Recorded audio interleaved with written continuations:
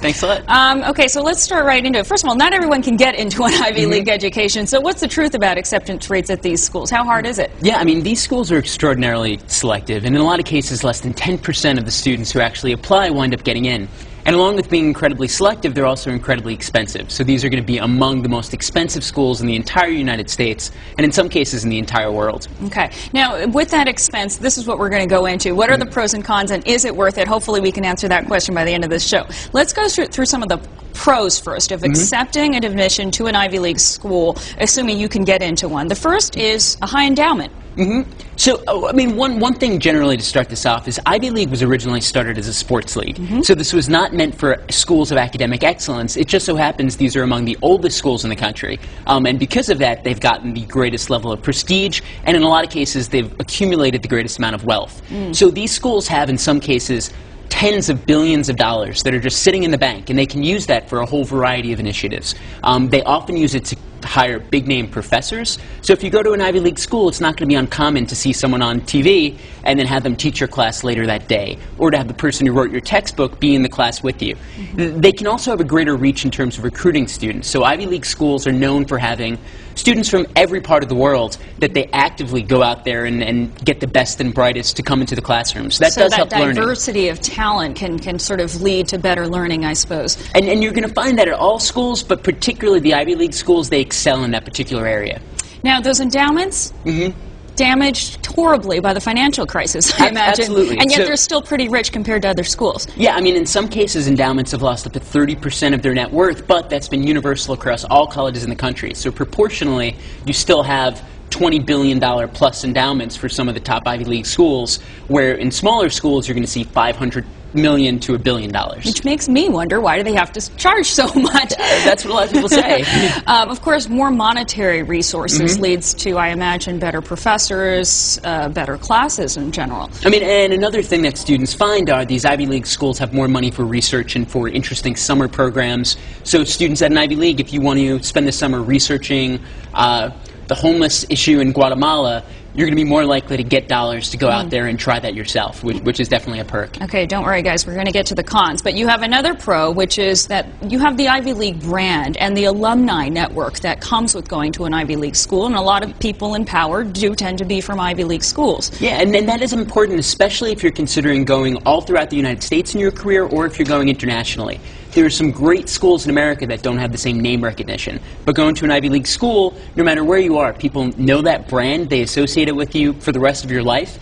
And when you do graduate, you enter into a very powerful alumni network who may be willing to help you out throughout the entirety of your career. So you are paying for that name. In a sense, some people have said, would you spend $100,000 just for a diploma with that name on it if you couldn't take a single class? Some people would say yes. Wow. So it's not just necessarily about the quality of the classes, it's also the name recognition. All right, now moving on to some of the cons that come with all these pros. And first of all, the obvious downside is the amount of competition in these schools. Yes. And to get into these schools. In a lot of cases, it's incredibly competitive to get in the first place. And then once you do get in, you're competing against some of the best and brightest kids in the entire country. Now, that might not fly with your personal learning style. You may prefer to compete against yourself. And in every test and paper, you're getting the A because you want to get the A, not because the person next to you is kind of feverishly competing to try to make sure they get the A and you don't. In some of these Ivy League schools, they've seen books being vandalized in the libraries. It tends to just be a little bit more cutthroat, so you want to make sure that academic environment is right for you. And they're grading on a curve in a lot of these classes, so it might matter. And I wonder if it's better to get an A+ in an average school versus a D in an Ivy League school. And that's an important question to ask when you visit schools. Do you grade on a curve? Some schools do, some don't, but the ones that do, you're quite literally, for every grade you get, competing with every one of your classmates. So that definitely has a certain atmosphere. All right, now another con you list of Ivy League schools is limited studies and majors, meaning just because it's a big name school, it doesn't mean it's necessarily right for you, depending on what you want to study. And that's a really big point, that you shouldn't go to a school just because of how highly it's ranked in U.S. News & World Report. You should figure out, what do I want to major in, and how strong is that department at each of these Ivy League schools? It may be that you want to be a creative writing major, and they don't offer that major, or that major is not particularly strong there. So a state school or a cheaper school may be right for you. Another thing people say, these professors at Ivy League schools will often be big-name professors, but that doesn't mean they're the best teachers. In some cases, they're more concerned with their own research than they are with teaching students. So you want to be aware of that. Another thing is Ivy League schools are very traditional. So the more experimental majors, things that are Web 2.0, social media, you may find that at some state schools or some smaller private universities. You may not find it at an Ivy League school as readily, or more interesting experimental programs that let you study abroad as part of the curriculum, or that give you work as part of the curriculum. You're not necessarily going to find that in Ivy. So it's important not to be charmed by the name necessarily, and really look at what your course of study is going to be, what you want to do in the future, if you know that when you're 18. If you're going to spend this much money, you want the right fit and you want the place you're going to learn the most. In this segment, Jordan joins me again to answer some viewer questions. All right, so Jordan, the first question comes from Jill of New York, and she writes, how can Unigo.com, that's your website, help students choose between Ivy League colleges and other types of colleges? What info you guys got? One thing that's unique about Unigo is we typically get at each student body, at each college, about 5 to 10% of the students review their school. And then you can sub-search. So you can say, only show me reviews of Harvard written by English majors, or African-American female students, or students from Ohio.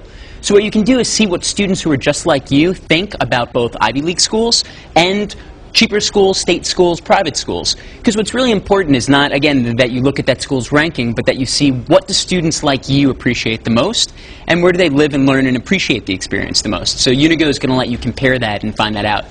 Now, if you got into an Ivy League school, let's go back, and you were making this choice. What things would you consider? Do you think you would have considered going to an Ivy League school?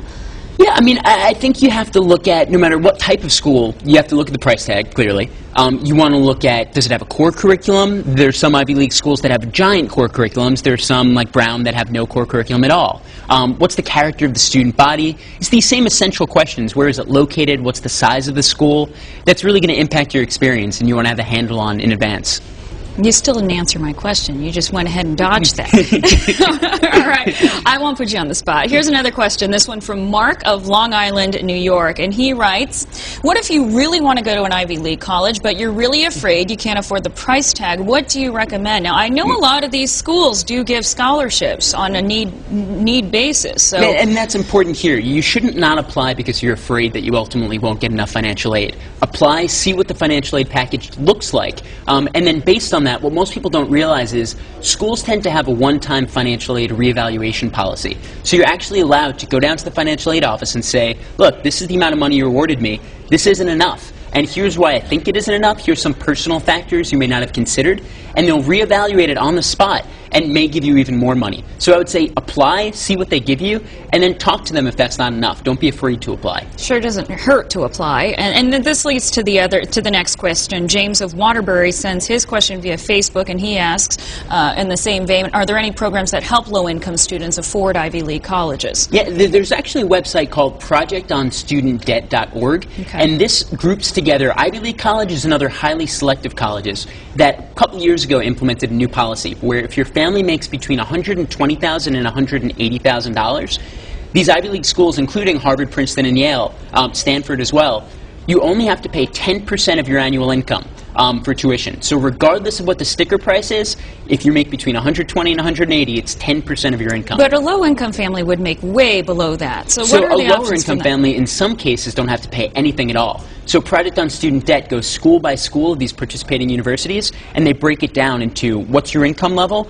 and what sort of breaks and advantages are these schools offering. And there's also government loans for I understand, for people that can't afford a school that they get into. Yeah, and there's lots of different repayment plans. So if you decide that, you know what, I can't afford it now, but I don't want to be right out of college and drowning in debt, there are 30-year repayment plans, there are 10-year repayment plans, so you could figure out a plan that works for you. Okay. We have a couple of tweets that came in, also with similar questions about finances. The first is from Ari of Santa Monica, California. She's like, what are the best websites to find college scholarships? Are there any websites you recommend specifically? Yeah, I mean, we have some information on scholarships on Unigo.com. Fastweb.com is one of the Internet's biggest repositories for college scholarships. And one of the things that's great about scholarships are, it's not just for all students. A lot of times they get very specific.